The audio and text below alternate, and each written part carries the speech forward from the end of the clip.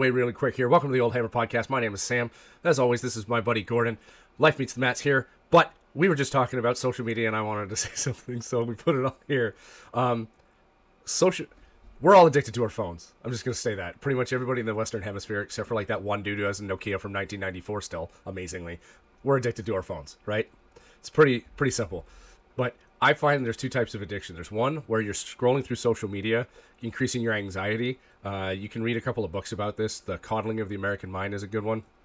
But basically, it has correlation, not a direct causation, between the increased use of social media, the increase of anxiety and depression, and following that, especially in women or young girls, the increased rate of suicide. So there we go.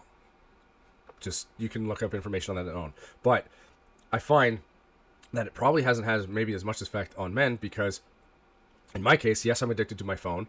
My addiction is in the form of games. If you couldn't tell by the shirt I'm wearing, I love, like, you know this, I love Warhammer. I got stuff in the back, and I love games. So when I am on my phone, it's playing a game.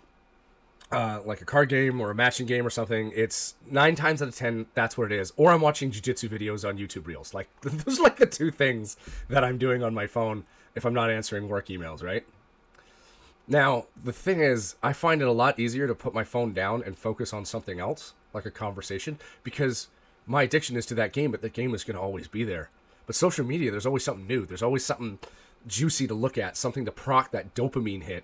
And especially when you're trying to, like, do anything that isn't related to the phone, like, it just draws you back. And I know that's had increased problems with people with sleep. I have sleep apnea, so I mean, there's a saving grace for there. I can't stay on my phone because I have to strap this thing to my face to go to sleep. So it's kind of like, well, it's real awkward to have this nuzzle on your face and use your phone. But yeah, we were just talking about that. So, like, I don't know what to do about it for people. I don't know how to help people with that, how to get people off their phones. And being on the phone isn't necessarily a bad thing, but I do think it's what you spend the majority of your time on your phone doing. If you're reading the New York Times, I think you're safe. I think you're okay. if you spend 8 hours on Instagram and X, I think you got problems. So, well, personally, I do it. When I had Instagram, I still do, but it's on my old phone, and it's like so spazzy that I'm opening it just like shuts off. So essentially, I don't have Instagram or access to it. So on my new phone, I decided not to have Instagram, and now I spend more productive ways of wasting my time, which is YouTube, because I go down a rabbit hole. Like, did you know why they use earthworms for the farming? Stupid rabbit holes at like 3 a.m. You know, my wife thinks it's like that's a waste of time, but I'm not on social media comparing my life to other people, or like comparing my life with other people's highlights of their life. I think that's the issue. It's like you see really shitty things on social media, like just people acting like a fool, yeah. or you see like the best version of their lives, and then you're like, how come my life isn't like that? Or like, oh, maybe my life would be better if I do things to get that, highlight real life. And then I think that's where all the social anxiety comes from, because it's like you stay there on your phone scrolling through this thing, and all you do is really like questioning why you don't have this, why do you look this way. I guess for me, it was like, oh, when I was powerlifting, oh man, I wish I was strong as this guy. If I was looking at Jiu-Jitsu, like, oh, look at this 18-year-old phenom was like taking out black belts. Like, I want to be that 18-year-old phenom. Like, so like you get like you cause yourself like a lot of stress.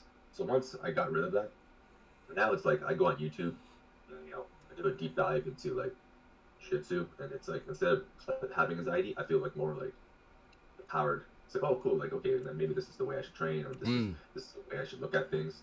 In terms of a skill acquisition, I think that's like what I use YouTube mainly for as a tool. Or like, Craig Jones stand-up comedy.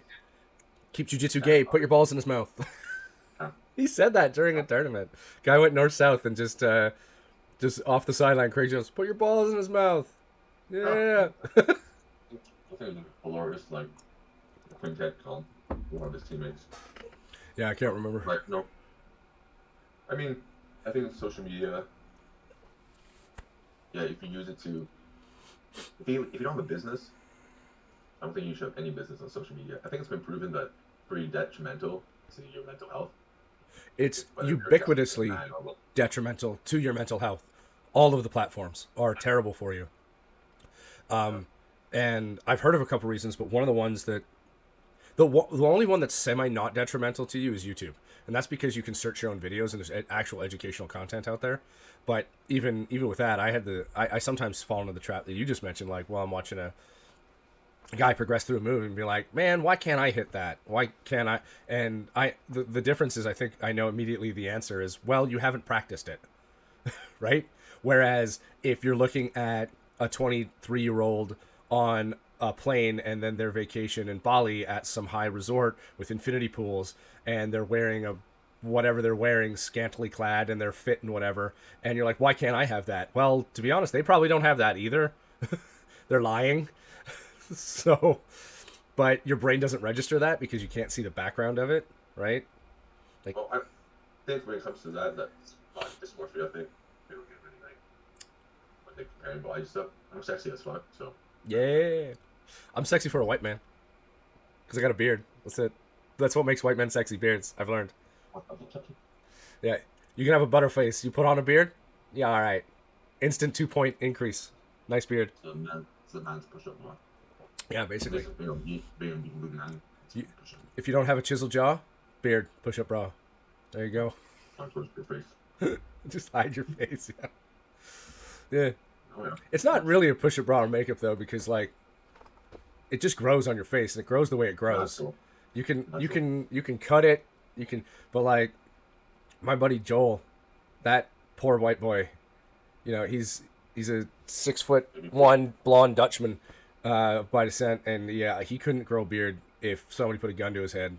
So you know, we don't all get it. Then again, he's married. He's fine, dude. He didn't need the help, but not everybody gets it. Some people do. I'm glad I have it, because otherwise I'd have a real fat looking face, I think. I'm glad I have some facial hair, because if it wasn't that, I'd just be like I look like a cancer patient. Because I'm bald, so terrible look. Terrible look. I had that look before when I couldn't do anything, and I was balding, so I had to shave my head. I was like, man, some facial hair has to grow out of this. And like a year later, I was like coinciding with some facial hair, and I had something like that. Decent amount. Oh, okay, now okay. Life balanced itself out. It balanced out as my hairline receded. Right? 1-to-1 ratio, balanced, perfect. I think it overcorrected with me because I'm hairy as fuck, but I have a bald spot up here, so it's like, well, we'll give you a nice beard because we already gave you hair everywhere else. It's gross. My daughter, at one point, the first time she saw me with my shirt off, she has a thing about like hair when it's in her bath or whatever. She calls it a gross, and she just looked at me and went, "Ew, a big gross." Oh man.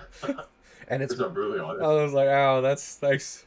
Thank you. My 2-year, she's not 2 anymore, but that's what my 2-year-old told me. Ew, a bit gross. And that's why I wear a rash guard. I don't think I could ever do the I probably would do the shirtless roll, I guess, but I'd have to be someplace where people wouldn't get weirded out about all the body hair. I think places now, for the most part, you have to wear a rash guard. You know me before when we used to roll no gi back in the day, we just have booty shorts on and no shirt. Now it's like still got the booty shorts, but have to wear a rash guard. So that's actually the only reason why I wear a rash guard now. It is it is a bit of a safety thing, sort of. Is it really a safety thing? Well, I mean, it is supposed to protect your skin from things like ringworm and staph and stuff like that. And you can get rashes by rubbing skin on skin too hard. Open up the skin, let something in. I guess so. Like I'm wearing like Jiu-Jitsu booty shorts, this short spats. So like still covers the skin. I would love to see you in a body glove. That's what you need to roll in. I mean like long spats. No, just like a skin tight body glove. Oh, we have a visitor. Hello.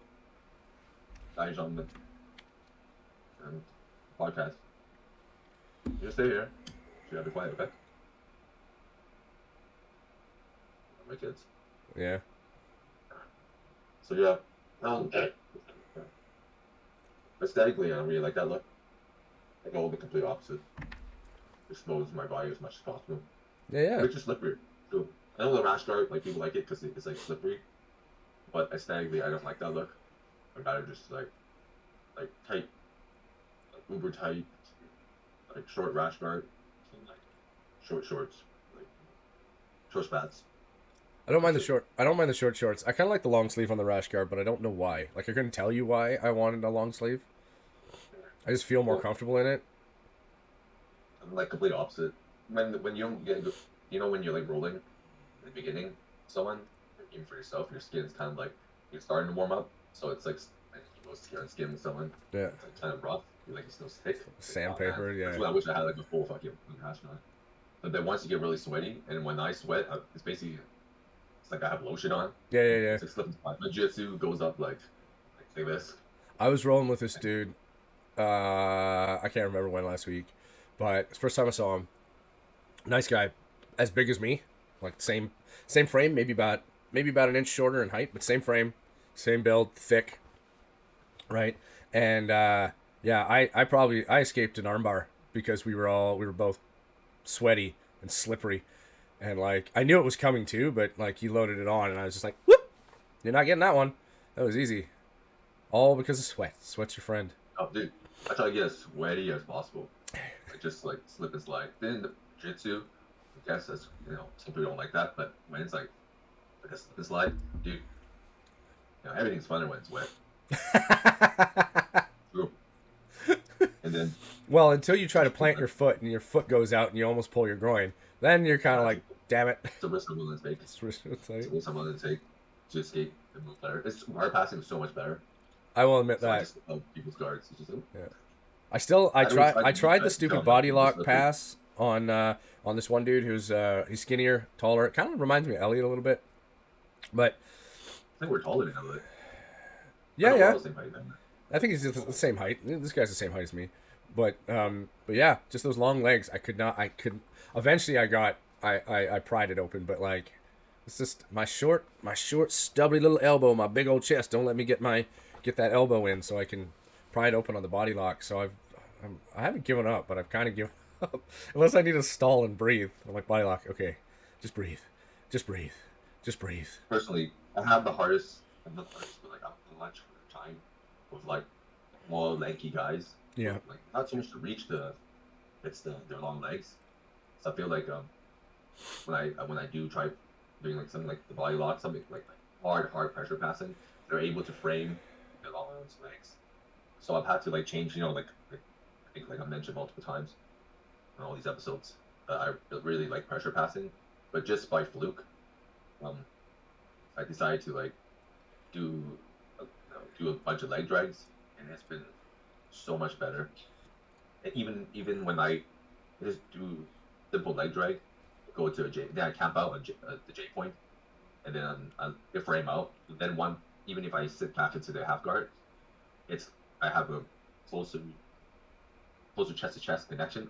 So I have inside elbow, like choke, instead of me just sitting down. That was my problem. I would just sit down in the guard, so they would establish like underhooks, overhooks, and there'd be a tight half guard. Yeah. So I don't do that anymore. So even if I fail like a loose pass, and sometimes I purposely just have a shitty like leg drag or Toriando. So and I sit in there. Then I'll go into the guard, but now it's loose, right?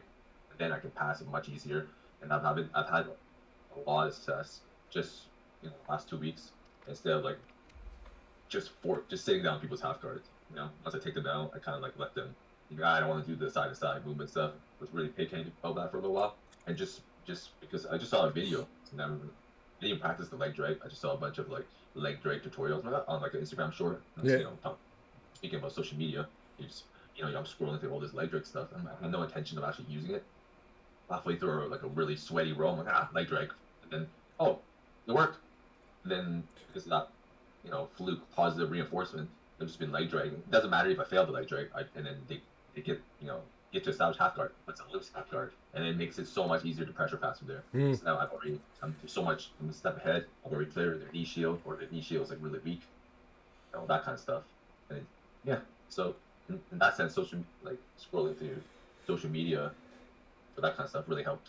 It can again. I think there's very few cases that social media actually is a benefit to the world personally, which is funny because we're putting this on YouTube. But I don't necessarily consider YouTube social media because you don't really interact with it on the same way. I think Well, you have the opportunity you can kind of opt to have out. all content that's really helpful. And whereas like it's yeah, you got all the quick sound bites with YouTube Shorts, but I think considering that the majority of the users are I think on YouTube are like 80% men or something Something like like that. that. I think men more than women like long form content. That's why like so many men like podcasts. Like I love a 2-3 hour long podcast. When the podcast is like 30 minutes or like they just have a short 20-minute one. I Actually, I don't like that. I want the 3 hour long I, podcast. I can agree with that, but I think it's because I'm doing something else while it's on. So like I'll be working out while I have the podcast on, or I like listen to audiobooks for the same reason. Like an 18-hour audiobook doesn't seem that daunting. I'll get through it eventually, but I'll be, like I was doing some housework the other day. I was a little small renovation. Then I just had my earpods in or whatever they are, like the earphones, and I was listening to stuff and while I was doing my work, and I do the same thing at work. Like I think maybe for men it's just more commonplace to have that background going while you're doing something else. Like I correct me if I'm wrong, but rarely do I actually sit down and like watch the full podcast like it's a movie, right? I'm usually doing something else at the same time, right? Yeah, I'm usually working out. Yeah, Podcast and or about work. I think that's more common. Is we'll split our attention because we'll be doing something else, right? So, and I'm not sure about women, but I don't know how. I know that happens with murder podcasts. If you want to talk about that for a second, all my female coworkers Yeah. all love murder podcasts. My wife doesn't because she thinks it's creepy, but like yeah, she doesn't want to hear about some person going missing because she immediately thinks of herself in that situation. It was like, nope, don't want to think For about this this. podcast. But Especially at work, night shift. yeah, that'd be scary. That'd be scary as shit. Just listen to how some lady got cut up in Oregon or something, and then 17 years later, some podcasters discovering her body again. It was like, nah, it's 4 in the morning. I don't need to hear this shit. But yeah, they all love it, and that's like one of the few podcasts that I know they listen to, like at work while they're doing something else. Other than that, it's music when we talk about it. But like all the guys at work are like, oh yeah, I was listening to this, I was listening to that, I was listening to this podcast, I like this podcast.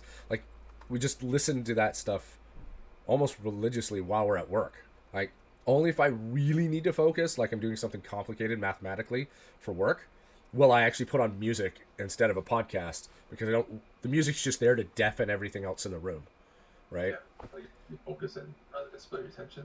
Yeah, I think. it's kind of like what do you think about music while you're rolling? I think it's okay. Like depending on the music. If it's like some weird like Pantera shit, like that's gonna get my heart rate too much. But if it's background music, something good paced, I don't know. Usually, when I train, they have like some sort of like hip hop or something like that. I actually don't mind the music. I actually like it. I really like a busy, like a mat, with a bunch of bodies, and then the music's going off, and then we just roll. And I Right. really enjoy that. Rather than so I like the evening class. It's like 30 plus people there, all rolling. And then whereas the afternoon class, there's no music, and there's like 12 people, and then I usually get my butt kicked at the 12 class, not just this answer me for like the the guys that go at 12 are like really good, and they're like as athletic, if not more athletic than me though. And there's no music. Sometimes it's just like a really quiet, feels like meditation, and I'm trying to do jiu-jitsu. So I do actually like when it's really loud, I guess, or like just like when it's just busy, right? But in my outside jiu-jitsu life, like things to be quiet. But when I'm doing jiu-jitsu, I like that. That's why, like, if I do when I go back to competing, when it's like really loud and bustling at the comp and stuff, I really like that. So it actually it actually drowns out like my anxiety and everything like that. It just becomes like I don't know, just how to describe it. Yeah, Actually, it's for well, answers, yeah, I do like it. it's not Wouldn't mind having transcendent, that. but it's we don't listen to music where I train, and honestly, sometimes I wish we did because I'm a loud breather.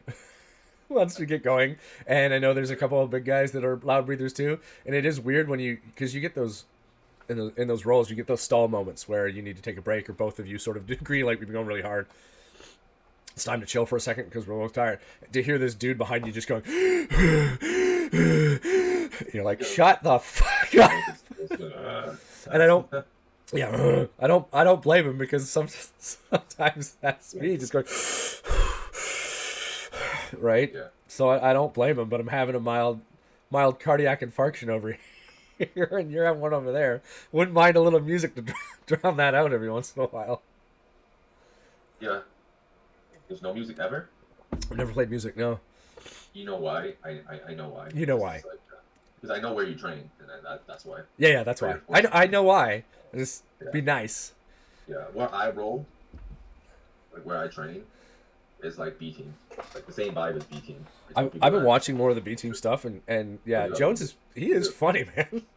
Dude, the B team is so great because they don't. Well, Hey Jones doesn't take themselves too seriously, and I just like the vibe. Like we got a couple of guys that train at B team from there at our gym. Yeah. They've been there, out pocket, and stayed there for like a month or two. Came back, and they. One of them, he's one of the coaches. He's one of my brown belts. He went there, and he's actually improved my game because I guess like just we were just talking, having some banter, and then I guess we got along really well. So now like when I roll and he's there, he gives me a lot of advice. And he's actually made my game like a lot smoother. The transitions, like he's cut out like all the unnecessary fat, and then my passing game has become really good because of that. He's like, yeah, you don't need to do this instead. And all the stuff he teaches is like, I guess like what he learned from. He's already talented before he went to E-Team, and then he just, like I said, just cut out the excess fat and streamline. Sometimes you feel like, oh, you're doing the pass, so wherever pass you choose, and he's like, oh, it failed, but it's like a couple inches away from actually being successful right. guard pass. Just like you feel like it's not optimal, but in reality it is, right? So it's good to almost have like, it's great to actually have someone there to be like, yeah, next time just go right through with it, and if it fails, you do this instead. So like, it does suck when you're changing guard passing like techniques like a lot better now. It's like a guard passing system. I do this, it goes here, it fails, I do this. Like it's instantaneous. So whereas my volley game isn't like that. Like I stick to one guard, it fails, I get past. Yeah, it's hard for me to train it because like I just refuse. Either I wrestle up, and if I can't wrestle up, then it's like, oh my god. So we started our positional sparring on mount when I was training with the guy my size, and he was slightly more skilled than me. I wouldn't say too much skilled, but like he was slightly more skilled in his bottom game than I am. I'll say it that way. Like I think our top games were pretty even. Takedowns are pretty even. So he could get me off mount and get back to guard easier. And then, of course, I would try and pass, and then we'd stop and reset, right? Whereas for me, he would usually go to S mount, and then I would escape from S mount as opposed to from mount. But I just remember thinking two things. One, when I was escaping, I'm like, I gotta do a better job of getting my left knee in, because I usually escape on my right hip, so I could actually transition back to guard if I wanted to. So that's one thing I was learning. But also, two, I need to start thinking of there's a leg lock entry actually, like from there. Once you transition, I'm like, even if it doesn't work, I should just go for it because it might get me out, right? But I never try it because I'm so used to doing the like 3 things I know how to do to get out of that position that I don't try it. And with this guy, because he was my size, I remember him on top and thinking to myself, so this is what it feels like when it's me on mount. This sucks. Yeah. Right? So I was just more like, I got to get out of this. But really what I should have been thinking is like, well, this guy's the same size and relatively same strength as me. I should start trying the things. I shouldn't just be sticking to my old routine. I should try chaining the other things I've been learning. But next time. Yeah. I think like because when you get mounted, you're not exactly like in the experimental mindset. You're like, oh yeah, I'm gonna try new ideas here today. But yeah. Like even in positional sparring, we're like that's kind of the idea to like train the technique you're working on, or at the very least, be open to certain ideas because it's drilling, right? Yeah. And that week wasn't escape from the mounts either. It was attack from the mounts, which I'm usually like all the attacks from the mount that we were learning were things that were kind of repetition for me. So like there was no new escapes, but I needed to go back like 6 weeks and remember what we were trying prior and like start putting that into application. Yeah. Which sometimes I Yeah. forget while I'm rolling. I'm like, right, because I do the thing I know how to do, and then I'm like, well, I should have tried this. Maybe it would have worked better. Wouldn't have taken as much effort. Yeah, that's for sure. And yeah, that's something I need to work on, especially when we drill, like when we do precision drilling. I'm actually really bad at precision drilling when it comes to like I guess it's like even when I mount someone, right? Because when I do mount someone in positional drilling, like depending who it is, like they'll bridge me and then they'll go into like a leg lock attack, and I usually get tapped out from there. I don't even need to I'm like okay, whatever. And then because like when we do live rolls, even against the same person, never get caught in that because I know that they've established also. And then it's like I feel like as good as positional drilling is, one, it exposes your weakness. So clearly I'm like I have weakness to that.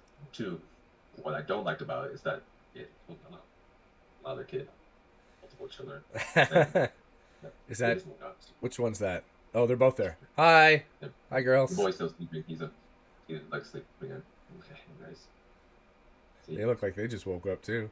they woke up too. Yeah, yeah, especially this one. So, Need hugs in the that's morning. yeah. My daughter does that too. We're sitting on the couch. She'll just whack head right into me. She headbutts me to cuddle. Okay,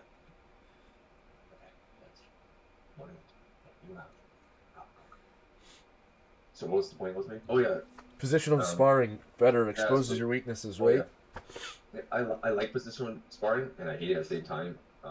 Probably not for the same reasons like most people hate it because I actually like the system where like you do the gauntlet, you like go to the next person, or what even if you stick to the same partner, like one obviously exposes weaknesses. But when we go to the live roll, when I get to the mount against the same person, I never get caught by that because I'm Yep. already like I already know I'm like really weak at this. I'm really susceptible to like say this like attack like when they bridge you up and they go for a heel hook or whatever that. I just don't let it happen because especially if I know the person likes to do that, we'll mount them and I get like head arm control straight Yeah. away. So they don't have the opportunity. And Well, then so I find it sometimes really frustrating that when I do business when I do positional like sparring, it gives like we're practicing something that 99% of the time I'm not gonna allow to happen. It's like okay, I, that kind of thing. And some people's like, oh yeah, well, how about if you do get caught in it and stuff? And then I get caught in it and stuff. And then I just don't think like. And then when you do the positional spar, sometimes it's only for a little bit too. It's like you're not going positional spar for like 30 minutes to like an yeah, hour, usually it's right? like 2 rounds or something like that at Yeah, and then you most. switch off or something like that. I'm just like like so. I rather like do like I don't know.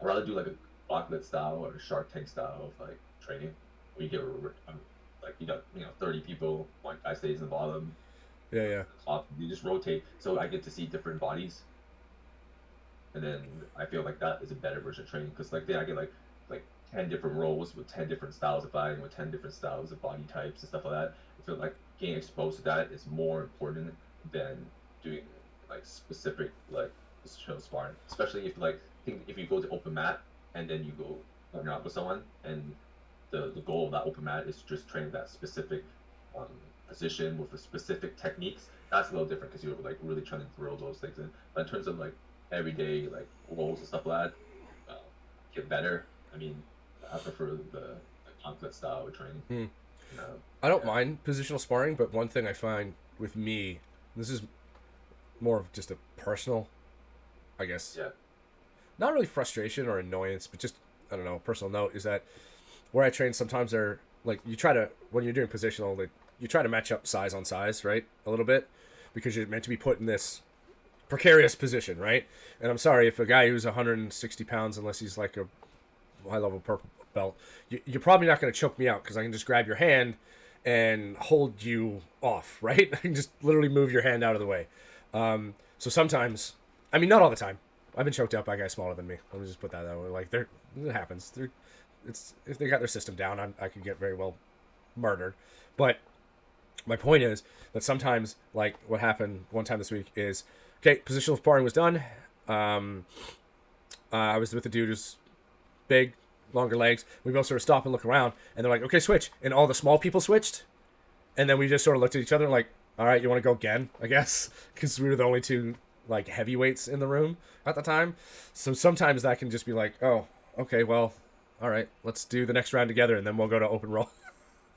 Right? So that's my only. I like if we're at a. I'm sure if I was at a place where there's 30 people, like usually there's maybe like 10 to. The most I've ever seen is probably 20, right? Which was pretty packed, But like, sure, if there's a group of 30, it'd be easier to switch. But like sometimes that happens if there's only 10. Well, we're the only two heavyweights there, so it's like, well, do you just want to do another round of mount, or do you want to like maybe try turtle? We can do something different, right? Yeah. So I think I think that really sucks. Like in the sense that like you always got the same person, the same body type, because like once you get to I open think roll, like you want to go, right? yeah, Which is better, but sometimes with the 2 rounds of positional sparring, it's like you try to switch, but all the smaller people have switched, and you're like, guess no one wanted to escape my mount. Okay. usually with positional sparring, it's like I'm not even saying positional sparring. I mean like I guess like drilling when you do the line. For that, it's like actual rolls, but then Well, you can your partners you have to switch partners basically every round. For when you're just drilling, I guess they make sense to roll with like a body type or like a body weight that's closer to yours. because we're not really drilling. Like, there's no move you're supposed to execute. We're just starting the roll from mount, Yeah, which sucks. But yeah, for those two, there's kind of like I guess an unwritten rule. Like, I'm not gonna start the mount with a guy who's 120 pounds and a white belt. Like, that's just not fair. You know? or what's it? For the white belt, like if Oh we yeah, start on if it's me mounting a guy who's half my size, just starting there, right? And he's a white belt, like that's just gonna be a bad day for this poor kid. You're gonna get choked. Like oh that's this. happened. It's like definitely at my gym that definitely happens, especially when it's like oh we'll start from here, start from there, and then we do like the opposite style where it just rotates. Yeah. Dude, I got paired up with a girl just last week. She's good. She's a legit blue belt. I must have outweighed her by at least 85 pounds. Oh. So I'm like, so I had to go like pretty light. So flow roll. Like, yes. You're the B team now. You're number 2. What do you call? Yeah, I had to go. She's good. Like there's couple times like there were some leg entanglements I got out of, basically because I was From like, raw strength. No. yeah, because like she put her hooks in and frames, and I just basically like stabbed her ankles and just like I could like swear to God like I could have just gotten like Just done this? my thumb and finger and just like pushed it away. I'll freely admit it, like in terms of leg entanglements, like she's better than I am. But it was really easy for me to like stall all those things. Yeah, I've actually. And I wasn't 100%. But then I got the opportunity to slowly roll, and I'm really bad at like whatever flow rolling is. Flow I'm, like, rolling, almost soul rolling, technique whatever rolling, whatever you want to call it, right? Like, B team style rolling, like you every time you see like Key Rod or like his brother, or, like what's it, like J Rod go, I'm like I thrive into chaos. Anytime it's like scrambles and like dog fights, You and me both. where I love. Like if everything's gone wrong, I want to say I've gotten better at leg escapes because of where I'm training, because they do a lot of those. So defending my ankles, defending my legs. I've got caught in a couple of them still, but yeah, I learned where to pin the ankles, where to get your knee, all that type of stuff, crossing the knee line. But where was I going with this? I had a point. Shit. Sorry.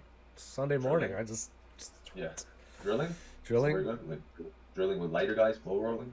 Oh, flow rolling. Yeah. Oh, right, chaos. Thank you. I think you and me both.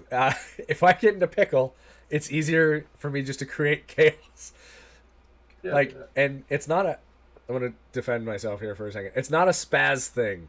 It's controlled chaos.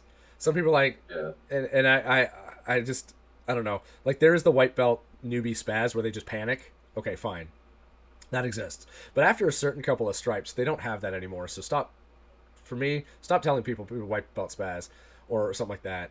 But if somebody is instituting controlled chaos, like through a wrestle up or something like that, like I do that, where I start to wrestle up and I'm like, chaos. Let's just do chaos here, and because it's gonna, you're most likely your opponent is gonna like freak out at the speed or whatever it is.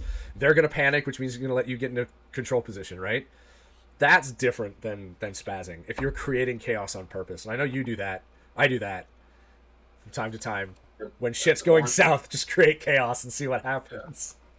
So I thrive and I really enjoy, even if I get tapped out, I really enjoy roles where it's like, where there's tons of scrambles. Like I live there. Like that dogfight, position, the wrestle ups, they counter that counter, then yeah, dude, I love it. I've definitely had some roles where some guys, I guess, aren't used to that, and they're skilled, so they pull through, and then we've ended the role, and they've just looked at me like, that was awesome. Like, yeah, it's crazy. The adrenaline's going.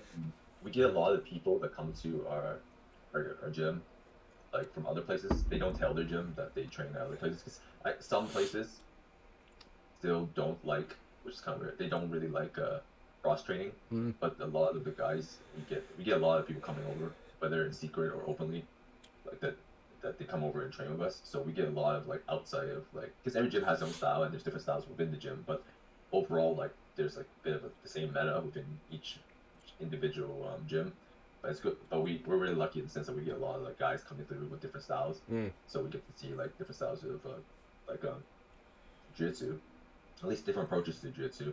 But the one thing they like a lot of guys talk about is like they come to our gym for like the really hard rolls, because a lot of the times like in these other places, the rolling they do there is hard, but there's only a couple individuals.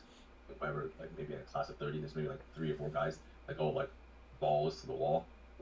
Whereas my gym, I feel like everybody, as long as they're not injured, goes like balls to the wall. Yeah. And we like that. I think that's the mindset we have. It's like like speed kills. Like technique is number one, but we just go hard.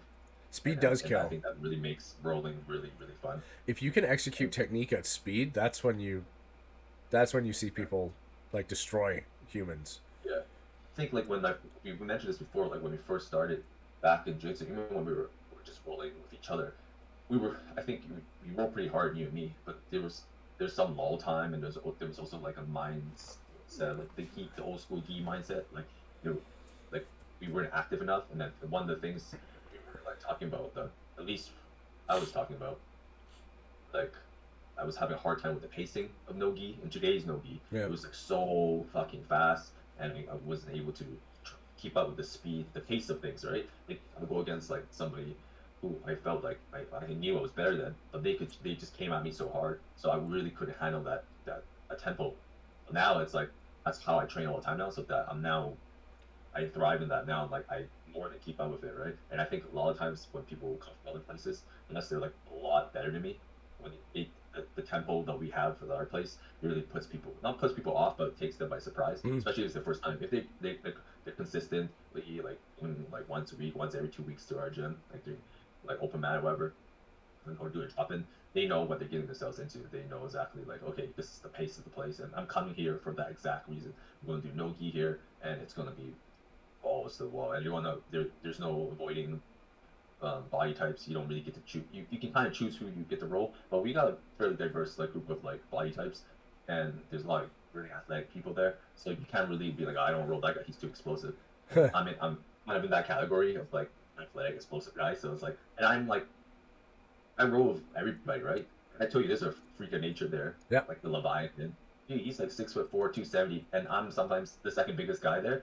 I'm exhausted. I look up. He's looking for somebody to roll. I feel bad for him because he's talented. He's a purple belt. He is so powerful. Like people avoid him. He has to go gentle. But when I roll with him, I feel like he decreases his gentleness. Yeah. He increases his efficiency. Then in the beginning, I couldn't handle his power, his speed, his technical skill. He still whoops my butt. But now that I'm able to, like now he has to put a little bit more effort because I've gotten better. And then it's a war. It's competitive until it hits the ground, because then the 75-pound difference I really feel that. That's a big difference. That is a big difference. But like people have to roll with him. Like even though they avoid him, eventually they have to roll with him. So I think like that's the good part about our gym, that you can't really avoid people unless you're injured, which makes sense. You're nursing injuries. Like today I really don't want this ACL to tear any further, or this meniscus to blow up any more than it has. But that kind of thing. I understand that. Yeah, I do appreciate the guys who, even if they're smaller than me, don't avoid me, because I'm one of the bigger dudes there for sure. But there's one dude I roll with, the guy who reminded me of Elliot. Like he's always like, "All right, let's go," because we have two very different styles. But Right. I like him. He's a cool dude, very slick. Yeah. So he actually got me in an Yeah. armbar, but the clock was off. Nobody put a timer on, so I don't know how long we've been rolling. Our coach was like, I don't know, it's been like 7, 8 minutes. I'm like, no wonder I'm fucking exhausted. Yeah. Yeah. Didn't even know what time it was, but yeah, I got a good takedown on him though, so no sweat. I just made a pretty big oops in that last minute, and he got me in a turtle armbar, and I was like, son of a, well, okay. I was on my butt playing guard, and yeah, I put the wrong hand where it wasn't supposed to be, and he took it for a ride, and I was like, all right, fair, It fair, happens. fair play, buds, fair play. Mm. So yeah, It happens. Now you know. It's At least you know where you went wrong. Some people just like, well, what did I do? Like, have like no clue what happened. Those are the worst when you have absolutely no clue like yeah, what you're the just fuck's going on. in a tornado, and you're like, I don't know what happened. Yeah, yeah, exactly. You Yeah, just go, oh man, that's not. You didn't really learn from that. You just know that you got your ass whooped. yeah, pretty That kind much. of thing. That's happened. Not at this gym so much. I've always known where I've gone wrong, Mhm. but that could also just be an experience thing. But there are definitely, like I've talked about this one before, where in that competition, that wrestler came in at white belt who was like, and he just beat everybody in the gi, and even though he was Yeah, in the I told you gi that. because he was a white belt in jiu-jitsu. That was definitely one situation where I was like, I don't know where I went wrong or what happened. It was just a whirlwind Yeah, of meat, and then I was like, oh no. yeah. Pulling guard at that time would have been sensible. Now, like like I want to be on top. This guy's a superior wrestler. I'm going to end up my ass. I'm going to hold to the guard that I want. Whether instead of just I think before people would just hold guard, especially at like the lower levels. And now it's like better to like I there's just won't butt there's scoot. I can't not do enough the butt but scoot. if there's room between us, I'm not busting. I'm just standing back up. It's like he's not engaging, and I want to be like dragging my asshole across the mat. Yeah, So like if I can it's at just least like reach out an ankle and touch your ankle, then I'm okay. I'm okay sitting down. But if you're over there, and I'll just stand up. I love it when people pull guard on me. Of Thank course you you. do. This this is great. Thank you. I appreciate you. Thank you. You made my job so much easier, Yeah. and then it's great. But then Sometimes I get annoyed yeah, at that only in live roles because I'm like, man, I wanted to practice a takedown and you pull guard. I yeah, wanted to practice some sort of takedown or that I've been or standing thing that I've been working on. Like I've tried using like the shrug by or right, the pull tie to the back or to get a wizard so I could trip you, right? And then I start doing that and they pull guard. I'm like, fine. really they pull guard that fast. Like, or if they, yeah, Yeah, I heard if they think something. I'm gonna take them down, they're Yeah, just gonna be like, and yeah. we're going in for your leg locks, and I'm like, fine, foot forward, knee down, weight on. All right, I guess we're here now. A lot of gyms they tell their guys, we're gonna start on our feet. You gotta wrestle a bit, and then but guys will just kind of like pay lip service to that, and they just end up pulling guard.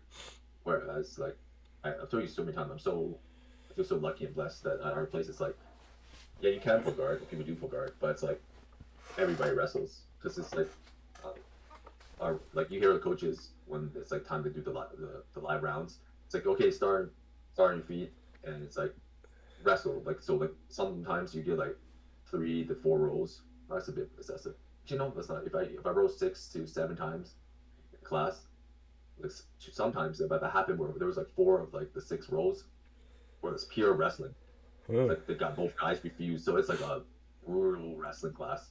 Like we're shooting for takedowns, scrambles. I get back, and then you that usually happens when both guys do the wrestling class. Hmm. Because like our structure is set up whereas on Monday, Wednesdays, right after Nogi, it's like an hour and a half, 2 hours of wrestling.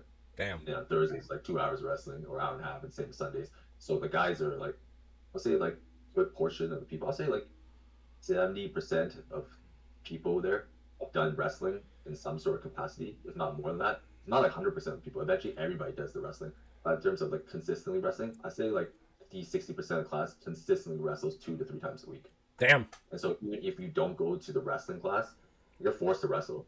There's some guys they have never pulled guard in their life. They've been there for like 2 3 years, and they wrestle like 2 3 times a week, and they refuse to pull guard, and then so you're forced to like wrestle them, and then especially if you don't want to be on your butt like me. I just wrestle with them, and I can take it down. And then I wrestle up like as soon as possible. So we got quite a bit of mat space. And then, but near the end of the rounds, like people sit down, people are tired, then there's a lot more room. Then it's like pretty fun to watch or be a part of. Then it's like ADCC tournament, like bodies are flying around everywhere. People are super wet, slippery. So I like that. I like that where culture is to wrestle. I think because it's like the mindset is like, you should be on top. And you should be great on your back, but the fight starts on top. And if a guy wants to pull guard on you, his loss. Yeah, life has been made easier for you. Even if he's a body game specialist, I don't think it's good for your body, and I think it's a terrible strategy to be on your back for like 8. If you go to a comp and you have to fight 8 times, yeah, to win it. I mean, like physically, it's super exhausting to be on the bottom for 8 fights in a row, and you can tap everybody out. But like, if somebody were to win all the fights or most of the fights, fighting for the top, they're gonna feel physically a lot better than the guy that's been fighting, their opponent and gravity. Like, I'd rather have gravity as a friend than for sure as an enemy.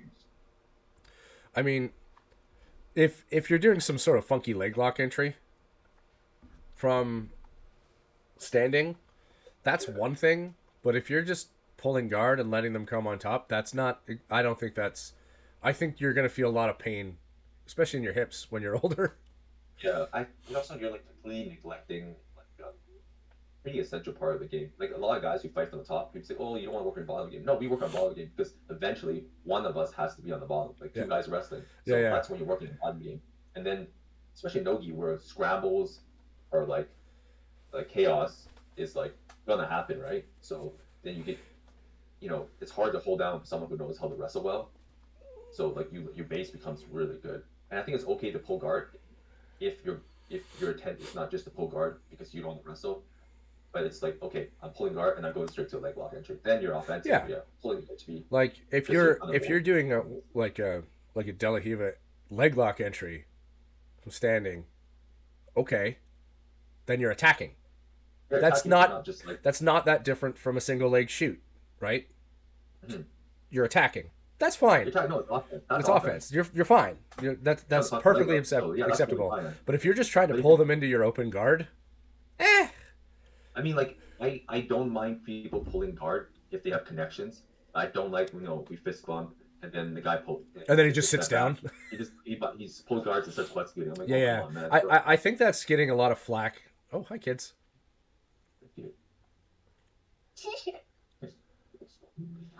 That's what it's like to be a dad. I think that's getting more flack online. Like going back to social media, it's getting a lot more flack. Watching people like you fist bump, you step back, and one guy just sits down and does the butt scoot thing. And it's like, do you know how to wrestle or take down or do a trip or anything? I'm sure you do. You just don't want to. Like, yeah. Okay, 1 sec. Sorry, I'm podcasting hijack. They wrote me a note. Daddy loves butts. Daddy is. What did I say? Butt? Daddy is a butt. Daddy is on butt. Daddy lost his butt. Daddy is a. Oh, this is one that hurts the most. Daddy is a bald guy. The truth hurts. What does that say? A ball. What's that say? Daddy? Daddy, you have long hair. Oh. Okay. Daddy play ball. Daddy eats his hands. Get out of here. Look, you eat your hands? I don't even know what that means. Oh, I don't know what that means. Yeah. Where was I again? Butt scooting. Yeah, butt scooting. Speaking of butts. We're talking butt scooting, and then they're like, Romeo and I like to eat butt. If you have connections, then you pull guard. I think that's totally fine because you try to be offensive. Whereas, like I said, like pulling guard from like both. Worse is when 2 guys pull guard. That's hilarious. Have you seen that video of the guys? They pull guard, they both stand up. They pull guard again, they both stand up, and it's just like it's almost like watching a GIF just of 2 guys sitting and standing. I feel like that's pretty embarrassing. What? It's like, oh my god. I know it's like not game it like it's, the jiu-jitsu is a bubble, right? So like you have to gamify, you have to fight in the context of the sport, right? Of the rule sets of the sport, right? So I understand pulling guard, butt scooting is like part of the sport, so I accept it. And then, a lot of the counter arguments like, oh, would you use that in a street fight? No, No. you wouldn't use it in a street fight. But I understand it's like having like a super bladed stance in like boxing, and then you get in a street fight, you can use it. Absolutely, you can butt scoot in a street fight, but is it going to be good for But you? you No. might get Like soccer standing, kicked. yeah, in boxing, you stand that bladed stance. Also, with the guy you're fighting knows some kickboxing, they're still blasting like. So it's really in the context of like, yeah, you can use everything, but you I, it's probably I, not the best idea. Like I certain things are just specifically for that rule set of that combat sport. yeah. And I never I'm liked not the I never liked the argument. You can use that in the street. Well, of course you can. Well, use anything. will work? Chop your head. I don't know because if the guy hits you with a Oh, car, I don't think I don't think your double leg is gonna be very helpful, right? yeah, Like, yeah. yeah, But in the context, just like hand-to-hand combat, like in a street fight, no weapons, stuff like that.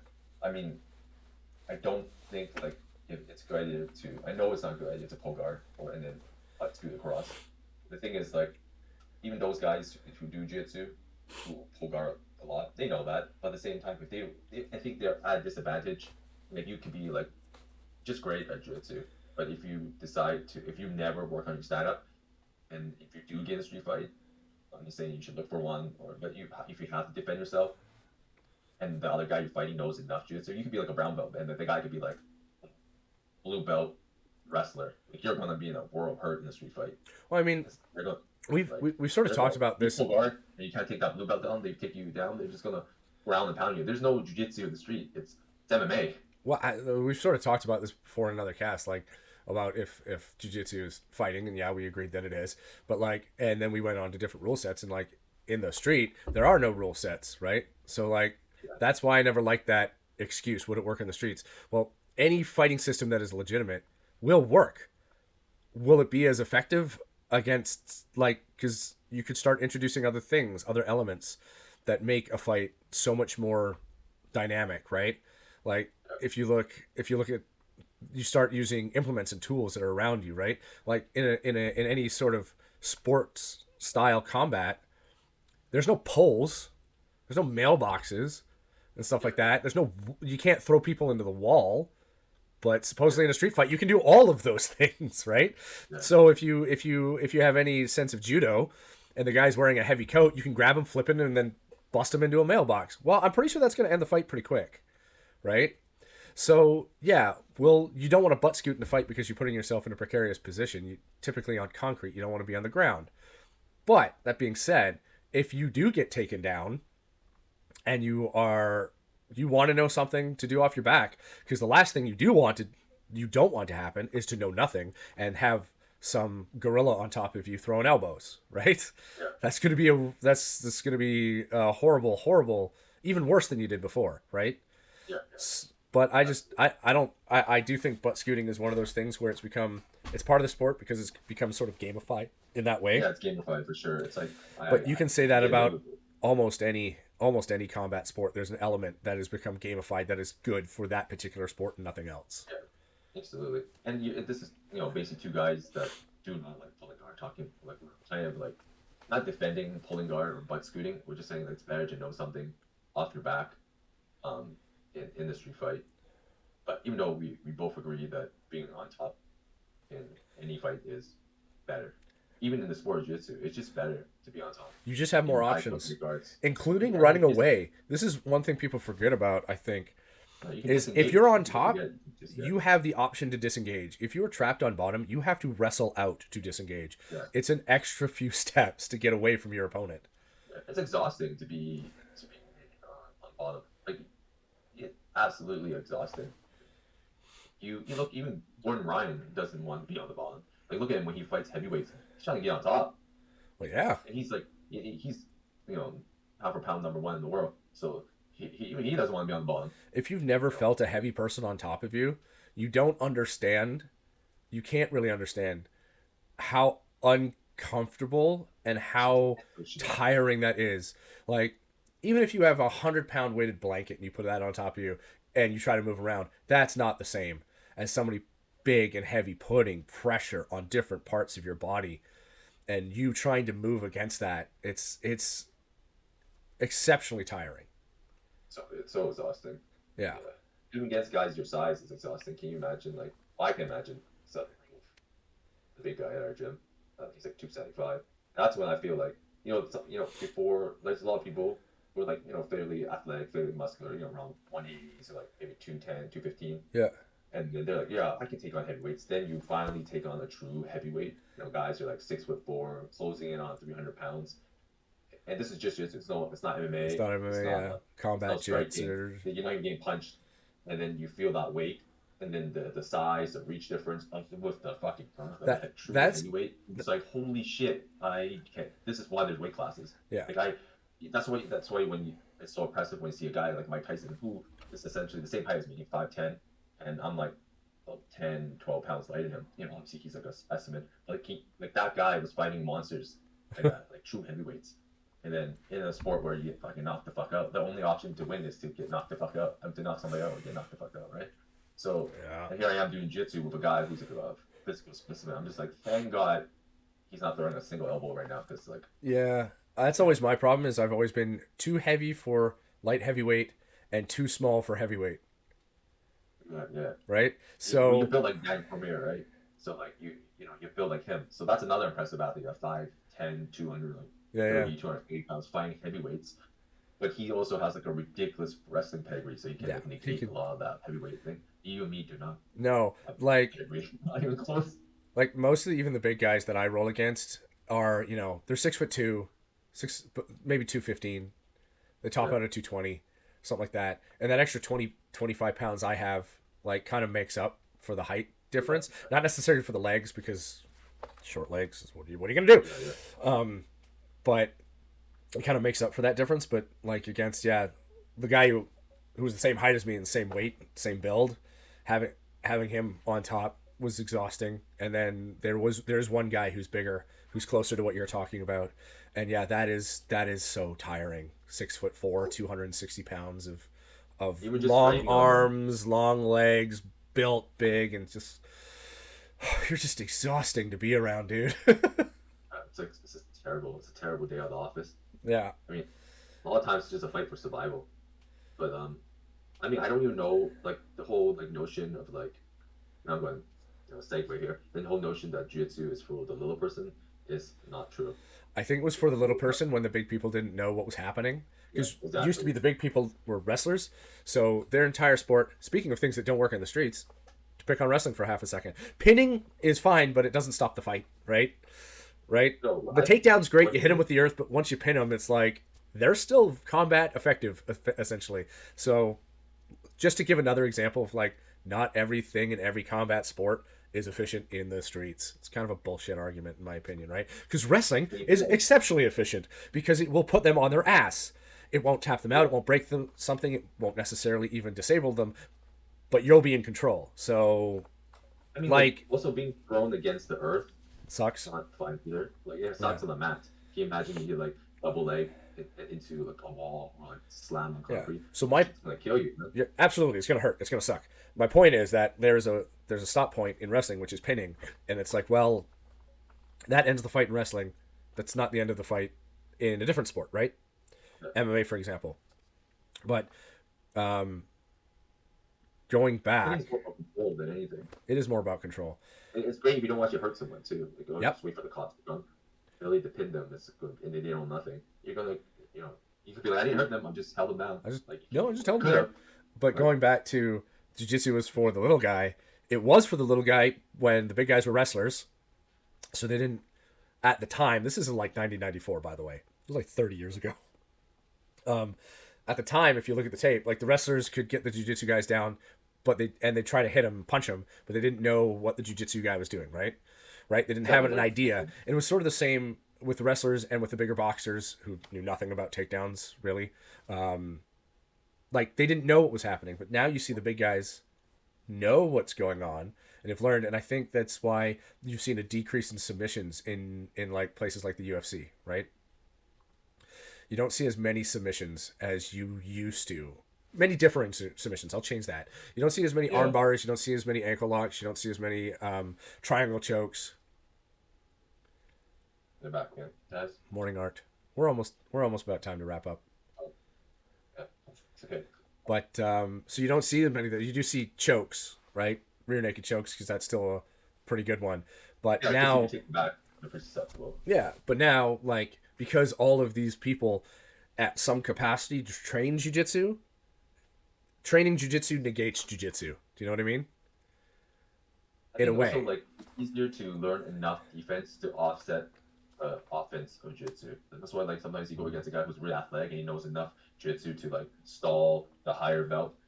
Um, like it can be quite frustrating. So then it becomes like a or like the guy who's better is just using beating you with traditional dominance and control rather than like they can apply. They'll go for submission attempts, but like most of the time, like if the guy who's on the receiving end of that and just defend, that's if like not, the end goal of jiu-jitsu is to obviously submit the guy. Yep. But if the guy is good enough, he knows just enough, he can just hold off on that 5 minute round, 6 minute round, whatever it is. The same thing in like in MMA. I mean that was another thing is in the original MMA. What was the time limit? Do you remember? Was it like unlimited? There was unlimited, and then there was like 15 or 20-minute rounds. Yeah, one Yeah, one 20-minute round or 120, something like that. 20 So minutes, something. if you have enough athleticism to stop within the 5-minute round and get a recovery, then you can do that again and again and again. But back then, if it was 15 minutes in and you were exhausted and you've been fighting the entire time, there's a better chance that the guy who knew all the submissions was going to get a submission on you, right? Yeah, Because you you can just like survive. just wear you Survive. down, little battle of attrition. So that's another reason why Exactly. I don't think you see as many as you used to. Yeah, like, athletes are way more conditioned. They know more than enough to stop submissions. They train jiu-jitsu offensively and defensively. Like, and so it just negates like a lot of a lot of the I guess advantages of jiu-jitsu. Yep. A lot of people like still have that notion that myth that jiu-jitsu is for the smaller guy. It's not. It absolutely is not. No. Because if that was the case, then every single person that was smaller than me and was like better than me would just be tapping me out all the time. I, But I find a lot of success against um, smaller guys who are I much better than me technically. I think Because that one thing holds more true. athletic, I think that one. bigger. Sorry, go ahead. No, no, no. I think that I'm not gonna bet. one thing that holds true about the little guy though is jujitsu finally gives, or jujitsu is a system that gives the little guy options that they didn't have in other combat systems. Because Yeah, you have a you chance. have a chance, you have options, you have the ability to do something, whereby like in boxing, for example, I know we go to boxing quite a bit, but it's the other most Yeah. popular combat sport in the world. So at me, um, like if the guy's 6'4" with an 80-inch wingspan and you're 5'7" with a 50-inch wingspan, and he hits like a truck, I don't care if you're defending your face, his fist is going through that guard into your face, You would right? You will have to have to be be so really fast. Like yeah, you would have to be ridiculously fast. You have to be like And then that's pure genetics. That is not, obviously skill and training and timing, but like that is 95% genetics at that point of you just being that quick and reactive, right? you know Javante Davis, right? Yep. Yeah, you would have to be like Javante Davis, who's extremely fast. Like that guy can knock out like heavyweights, depending on the level. Like Javante Davis has like punching power that transcends like weight classes. Yeah, So but you would again, you have to like be a that. freak in the Most best way. people, yeah, most little people, yeah, they got great punch knockout power for the weight class, or maybe a couple weight classes above. But there's very few people like lightweights or like guys under 150 that are super fast and quick, and also have like ridiculous punching power. Like it just like squash like light heavyweights or cruiserweights and stuff like that. You know? Yeah, 1 in a billion. Like just Yeah, so it's like super rare. whereas in jiu-jitsu, if you are a smaller guy, you Lots of money. Most of it. Don't work out. yeah, if you're a smaller guy in jiu-jitsu against a bigger guy, yeah, it's gonna suck, but at least you still have options. You have something you can do, right? Yeah, for sure. I mean, it's not it's not gonna be great, but you still have options to like. But even with that, you would have to be so much more knowledgeable than the other person. Sure. You know, yeah. Or Especially like I think like I think like if there's so many people who train now, like even people say, oh, you get in a fight with somebody who like oh like you could be a blue belt and you go take on you can take on just about 99% of the population. I think with the advent of like mixed martial arts, so many people like regular people are like training mixed martial arts or some form of combat sport that you know like whereas before like not that many people were, Yeah. and now it's like so much Or more they were it's kind of like or they were training in the bullshido. yeah Yeah, there was a lot of bullshido that went around for a while. yeah. Well, I mean like really effective combat like art. I mean like nowadays like there are people who train 3 4 times a week in it could be jiu-jitsu, wrestling, MMA, kickboxing, whatever it is. And they have zero like wants or desire to compete, but they basically train like hard 2 hours a night, like four Yep. days a week. They're like almost semi-pro in terms of their like training schedule, and they just love the sport. Like, and they can look like a regular person. Now you may have like a purple belt in jiu-jitsu, and then you go on a street fight with this guy who like trains MMA 4 days a week. Like, Yeah. and he's never had amateur fight. He's never had like any official fight of any kind. He just trains hard 3 to 4 days a week. He does all the MMA stuff. Dude, you're gonna get lit the fuck up. Well, I mean, it's everybody has a plan until they get punched in the face. There is a different. If you've never been like, we've all taken a hit in the face in jiu-jitsu by accident, right? It happens. Yeah, But you and I have been punched in the face. It yeah, sucks. It's jarring. It's not fun. And no matter what you were thinking before that happened, all of that goes right out the window as soon as you get hit in the face, right? yeah. Especially if like you don't like getting hit in the face, like especially if the reason why you did jujitsu was to not get hit in the face. Yeah, getting punched Yeah. is like gonna be like a rude awakening. Yeah. I'm not putting that as like a badge of honor. Like I got punched in the face. No, I didn't like it. I'm just saying it happened. Yeah, yeah, Right? Just to be yeah. just to be clear, it wasn't a happy moment. I'm like, yeah, I'm a man. I got hit. No, But it's just fucking terrible. look at combat jiu-jitsu where you do palm strikes or whatever, so like hard slaps, whatever it is. Like it changes the game completely. Now it's like, oh my god, like now I'm getting like hit in some form, and like it changes the dynamic of jiu-jitsu. Where I will say that when jiu-jitsu was presented, Brazilian jiu-jitsu was presented to the world, like it was presented in a way like you're going to get hit, and you need to like literally roll with the punches. Yeah, So I give a lot of credit to like the Gracie family, obviously for you know making jiu-jitsu so popular as for it is, sure. and also showing that like their style of jiu-jitsu involves strikes. Like when they would test their jiu-jitsu out, it wasn't against other jiu-jitsu guys. It was like, oh, we're going to fight a karate guy, we're going to fight a boxer, and they're Right. a kickboxer, and they're going to So, be allowed I, to punch us today.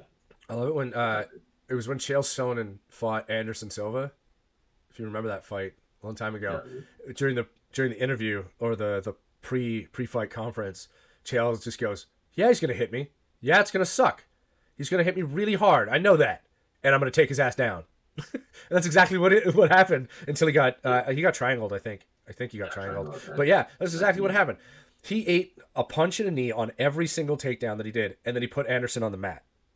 He Props to wins the him. fight. That was dope. Yeah, yeah. And honestly, until he got triangled, I think my memory's a He was little winning. fuzzy. I'm not. Yeah, he was winning. Yeah, He won like every round, basically. yeah. He was destroyed. But that's the way it Yeah, be, right? yeah, So yeah. Yeah, I totally agree.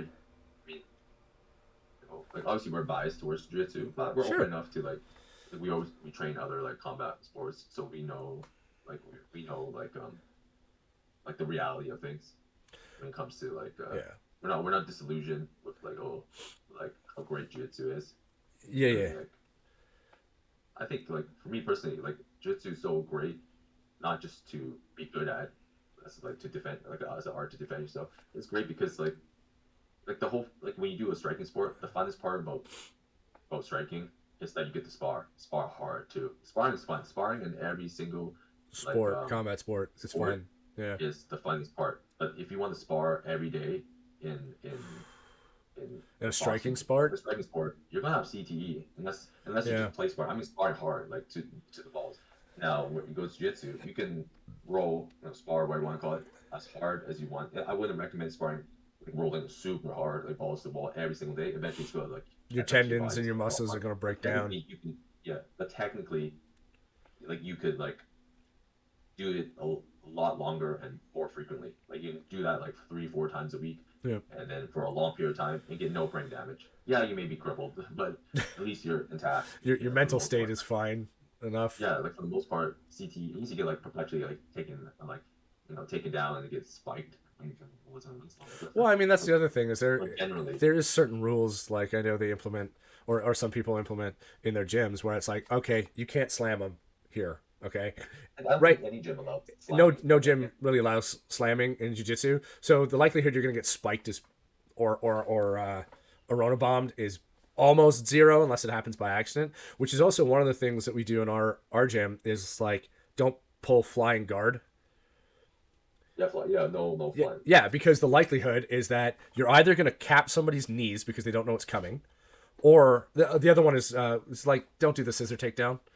Yeah, Just because if the person's not ready for it, you could bust their knee or something like you even can tweak people them. who are ready for it, like it's. I think I'm not sure if it might even be It's banned in judo now. it's a So I'm it's not sure kind if of a it's low I'm not sure. percentage takedown with a high risk to your opponent.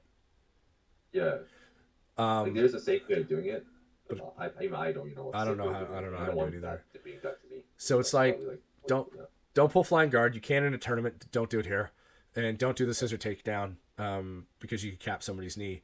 But like that's why because I remember in one tournament the guy flying guarded me, and I just this is in gi, so I grabbed the gi and I just went to my knees and kind of went crack, and I'm like, and Yeah, that technically wasn't a slam because he did it to himself.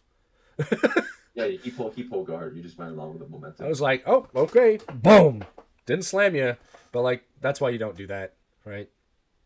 And the other one you Yeah, don't like that's do, and what I got worried about too. this is just common friendliness. If they have your back on turtle, you don't spike them into the ground. You're not allowed to do that in jiu-jitsu tournaments either. But in MMA, you are.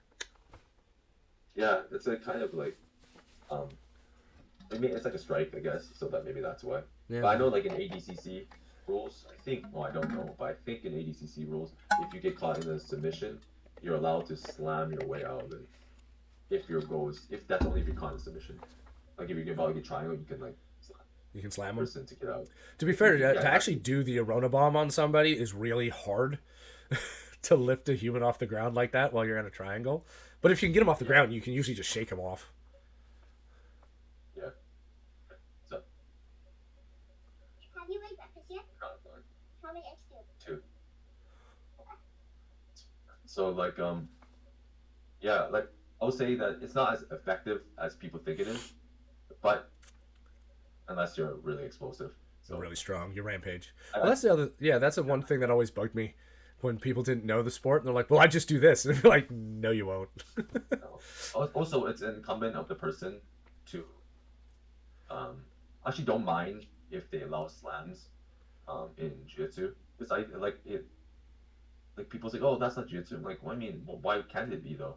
I mean, I don't understand why not. Like if I it's the I feel like it's for It. people who who are like to play bottom I think it. naturally. Yeah, they don't want that to It's like happen you know, to them. I'm also subject to be on the receiving end of that too. Like I go for an armbar, I go for a triangle. They pick me up and slam me. Like I should have the sense to let go of that submission, right? Yeah. Well, I mean, Like it's you should funny. let go. It's funny that you mentioned that because Or now I'm like thinking about it. Judo throws are perfectly you can fine slam. in Yeah, you can jiu-jitsu, slam to and the that's earth. a slam. It's just not a. Right. It's like the okay. It's like in UFC how they don't allow the 12 to 6 elbow, but That's true. the cross elbow is perfectly legal, and it's like I'm pretty sure you can generate more force using all of your back muscles in your ass than you can just using your tricep and your rotator cuff. Like it's one of I those mean, like weird it's so rules. yeah, it's a stupid rule. But like for like in terms of the slam, I don't mind it at all. Like I'm just gonna let go of the submission, or I'm gonna hook the leg, my arm, so it negates the slam a bit. So I mean, like, isn't it your job to protect yourself? Like, I mean, I feel like it's like bubble wrapping jiu-jitsu to the point where like, oh, it's dangerous and this and that. Yeah, I don't mean like the beginners class, Yeah, in yeah, like yeah. class where your grandfather wants to try jiu-jitsu for the first time. He's like 69 years old, Well, yeah. and then Don't. he goes in there, and then he goes against another white belt who's like super athletic and jacked, and he gets fucking slammed into. Yeah, that. There needs to be context. There needs to be rules.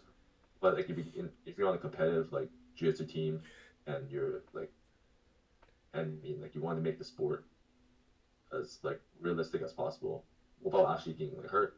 Like just have slams, but like let go of it. Like let go. Like why don't you just let go of the damn submission? Yeah, I don't Just let know. go of the fucking submission. Well, there's the converse to that. I don't know if you saw this, but it was going around for a bit where that he's like 16 or 17-year-old is competing in But, Nogi, and he oh jacks yeah, that just heel reaps. hook. He just Yeah, reaps it. he gives no chance. Like he's super cocky. He's like this morbidly, you know, Yeah, it's he's even worse fat. because he's morbidly obese. Like he's like built like a fucking walrus. Yeah. Like, But and like that on the he's flip good side too, but is like disgusting too. Like if you can apply he's the an asshole. submission, Though. you don't need to destroy that man's leg. I mean, like look at Gordon Ryan. Like he, you don't see him reef in any submission. Even Craig No. Jones, like once they get you, they'll turn it on, right? They're not gonna be nice about it, but they don't reef it. There is a chance to tap, you know. Well, So that shows like mastery of the technique, and also like you know live to like find another day kind of thing. This kid's he's like the morbidly obese version of Paharis. Remember Usman Paharis? He just this jack oh jiu-jitsu yeah. fighter and like MMA fighter. He would just hold on to submissions. He'll like leg lock After the someone bell and and all maybe that. tap Yeah, him. yeah. Yeah, and now he's banned from like MMA or the UFC for life because like Well, this man kid, just does this if jiu-jitsu, this like, kid he's keeps just it up, jacked. he's gonna get banned from all the tournaments. Because the Yeah, for last thing sure. you want is going into a tournament and having somebody go, wait, I gotta fight this kid, and if he gets me in something, he's just gonna like destroy whatever body part that is. No, I don't. I'm not gonna fight him. Yeah, I don't want to it's risk. gotta be I don't want to risk being able to walk properly again because this kid is a tool. yeah. Like I think like a little bit after that, someone did beat the brakes off him, but they didn't refit any submissions. I mean, like I wish they did. Like gave him like they took his arm off. Taste of his own medicine. Like yeah, just blasted. Just hold on to the submission. I mean, like that's what he's doing to other people, right? So Yeah, I and think it's not like, cool. I mean, it's ridiculous, you know. And it's like after you knock somebody out, you just keep throwing punches, you know, after the fact. Like Dan Henderson, if you're being an asshole, gives you one extra one, but then he stops.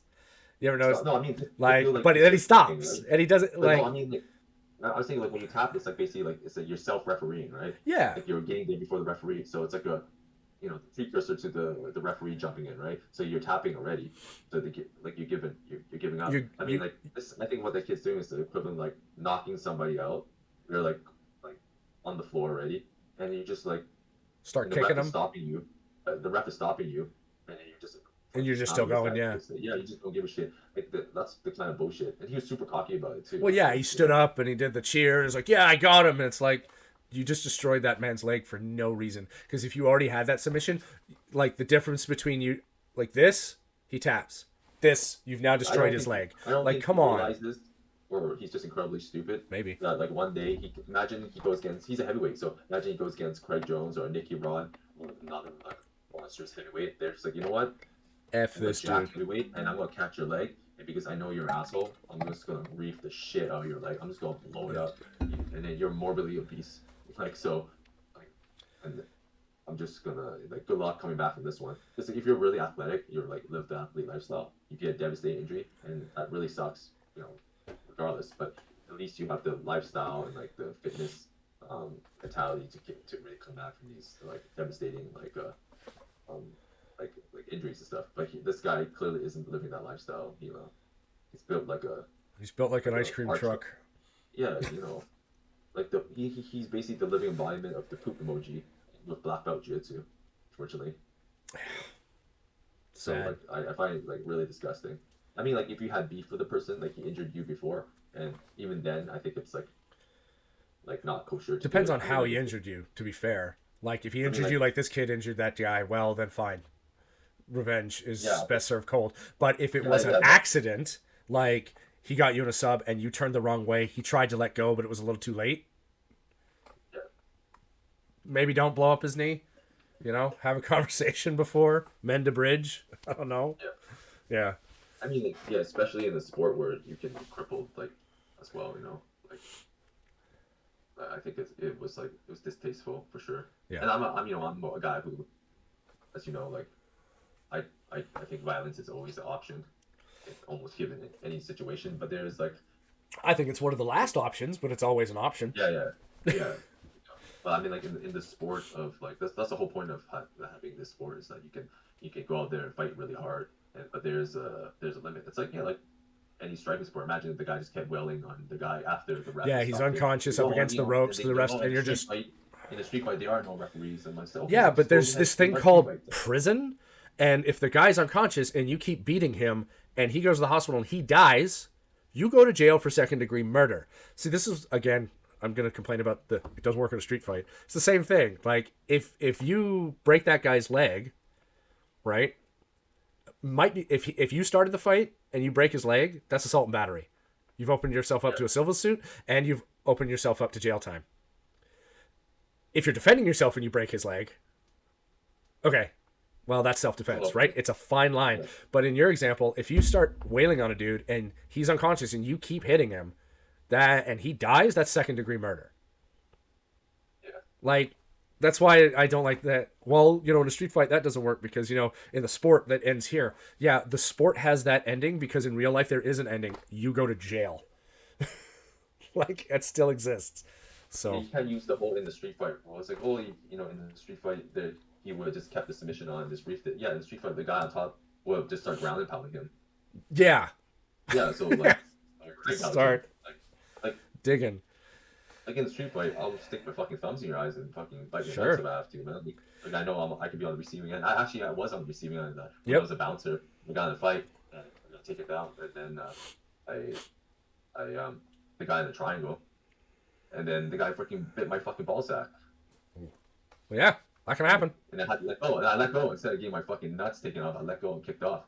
Yeah. So like, it's like it was fair game, It's just like, it's just a street fight, that kind of thing, right? In hindsight, it would have been better to throw punches, but anyways.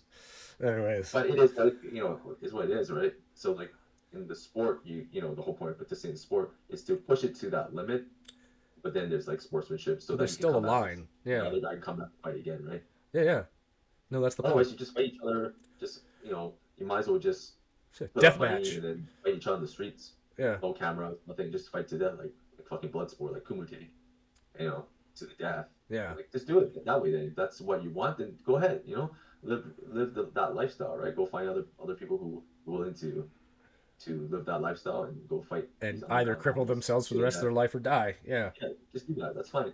But like because it can happen to you too, and then I'm sure he wouldn't like that either, right?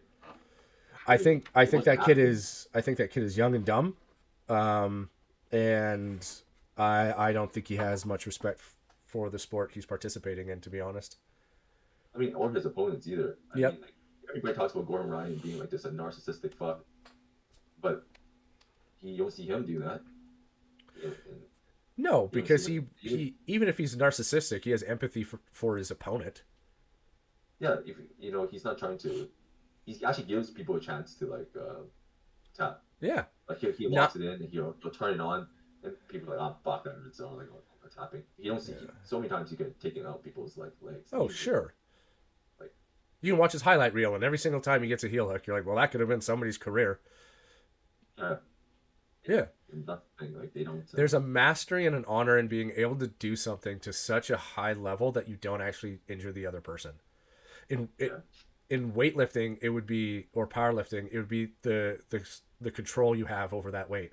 Like the difference between somebody just bouncing it down and pushing it up versus somebody who's just like measured and controlled, right? One has a high risk of injury, that's the bounce, and if it's measured and controlled, low risk of injury. To me, it's sort of a similar idea, right? And if you have respect and mastery for your sport, you're going to move towards the one that has less chance of injury for you and your opponent because you've mastered it to the point where you are not required to injure your opponent to succeed. Yeah, that's. I hope he doesn't do that. I'm not sure how he's like with his training partners. If he's like that type of shit training partner, like who the fuck wants to train with you? Yeah. I mean, there was guys that were known to be injurers in rolling and sparring, but that wasn't because they were necessarily trying to injure you. I don't know how. About like back in our day. Back in our day, yeah. There's some guys who were known to injure people, but like it wasn't because they were necessarily trying to injure you. Do you know what I mean? Like it wasn't a lack of control, but sometimes they just put things on a little too hard. Yeah, because if you tap, they would actually. They would let go. I think I know the people you're talking about. I think it's because of their choice of submissions. Like yeah, that's fair. Wrist locks, like wrist locks, are like have to be usually done really fast, and kind of all these other like locks. Oh, thank you, sweetie. Thank you. I think the issue is that some submissions need to happen like really quickly, but that's also incumbent on the person not to just go for those submissions a lot too. I think like you can like grab someone's foot or ankle and then grab it and kind of you know apply the submission and be like hey but and let go and be like hey this could have been Yeah. like a life altering injury because I could have just slammed a submission now as quick as possible. No, I tried a toe hold a couple weeks ago, and I got it, Yeah, but some like holds you can I you have to quickly I apply it. I It's just your remember arm. I remember getting the toe hold and being like, I'm gonna wait here a sec. No, okay, a little bit more. No, careful, careful. Watch the Achilles, careful. And then he tapped. I'm like, okay. Yeah, because you could have just been bam. I could just snap it right off. Because you know, like the one I saw that comp that Craig Jones did, the quintet one, where it's the team battle. Yeah, And that's a he weird ran one, through the but whole anyways. team. He ran through the whole team, but there's one guy from 10th Planet, like he had his like ankle between Craig Jones' legs, so he went in between like leg lock and just grabbed it and he reached it quickly. But that's the one where you have to go really quick. And also it was and he let go. Obviously, he didn't like after he tapped. But you have to go really quick on that one because it's just basically your arm versus his ankle. Yeah, So yeah. if you apply really slowly, you can like just kick out of it. Fair. So like, that kind of thing. And same with wrist lock. Sometimes you have to like Yeah, wrist locks are kind of and scary. You could like you can gently apply it, and then the guy will escape it. But it's more like okay, you know, I could have submitted you there with that wrist lock, so you have to really quickly. But the most effective way to apply a wrist lock It's quickly. to have the highest assessor is quickly because it's just your hand and his fucking and his your two hands in his hand, so you just gotta quickly reef it. But you know, there's a way of doing it. You know, There's a precision to it. There's but we know, you know, yeah, we won't name names. Yeah. Yeah. And then the one in particular, I know who you. I think you know who I'm talking about. It's not if it 100% not kosher to bring his name up. Yeah. No. No. Yeah. So like even that individual like I had no problem with it because I got caught by wrist locks by him too, and but you know as a person I really liked him and he has a training partner. Like, Well, he wasn't trying to break your wrist. You know, he'll apply it pretty tight, so it felt a little sore after, but it wasn't crippling. Like I could still do jiu-jitsu like later on. But it was more like, hey, it's like more like a big brother like thing. It's like okay, just gonna make this hurt a little. It'll be all right. Yeah, more like shame on you for like putting your foot out there, shame on you for putting your wrist on. Yeah, you gave me the opportunity. I'm gonna cause you a little bit of pain to make you learn in the long run. Yeah, but not like I'm gonna prickle you in this training session. No. Yeah. In comp, I've seen him just like chronic like wrist locks. But that's comp, and it's a wrist lock, and it's gotta be applied like really quickly. But if he got another body part, he wasn't cranky on those. No, I mean, there's one thing about the wrist lock is like the chance that it's going to cripple your hand even if you do it quickly, but you know what you're doing, the chance that it's just going to cripple you, not make you able to use your hand for the rest of your life, still pretty low. Like you might get a little tendonitis there, but like when you do the heel hook, especially the way that kid do it, it's like it's gonna blow out your Achilles, your MCL, your ACL, your LCL. Like if you at the best, you're gonna be in like a brace for like a year to 2 years with rehab. Like if you're at the worst, you're just gonna walk with a cane or crutches like for the rest of your life. Like 12-month like process Recovery, yeah. Just because it's your ankle and your knee. Like I think he blew out his knee and his ankle. And it's killed. It's a terrible injury. Yeah. That's why like I tap early to heel hooks. Like if I can't figure my way out the leg entanglement, I have zero ego and pride when it comes to that. I'm just like I need to learn how to escape this. I'm not trying to fight off. I've become very aware of the pressure in my ankle. So lately I've felt the difference between they're not actually applying it, they're just holding my foot so I can fight this, versus nope, he's got his grips in, never mind. We're out. The thing about like I think big submissions, like lower body submissions, is that unlike everything else, like a strangle, like any upper body submission, is that for upper body submissions and like it's obviously strangles, like you feel it coming on. It's like there's like a degree of uncomfortableness, pain before things break. Yeah. Whereas for your ankle, man, it's break then pain afterwards. Like it's weird how that works. That's why I started thinking about pressure, right? Because you can feel pressure before you feel pain, right? And like you said, you're gonna feel pressure, then break, then pain. So it's like a different way of feeling. Okay, there's pressure there, but are they just holding it, or do they have their grips in? Because sometimes you're facing away, right? they've got a reverse side 50-50, and you're facing away and your butt's like on their hip and you're trying to get your knee like, so you have to be aware, am I feeling pressure? And what kind of pressure is that? Because you can't see what's happening, right? So yeah, for sure. And then especially when I feel any sort of discomfort in my Achilles. oh yeah, then it's just a nerve. It's just never mind. So that's why I don't get in like a shootout, like a leg entanglement shootout. I'm about to like, I'm not trying to die on that hill. No, not worth it. I'll get your back. Yeah. Well, I think on that note, we're gonna wrap this one up. Don't be a dick. Big message of the day. Stay off social media. Stay off social media and don't be a dick. All right. On that note, appreciate y'all as always. Like, subscribe, Oldhammer Podcast, and we'll catch you in the next one.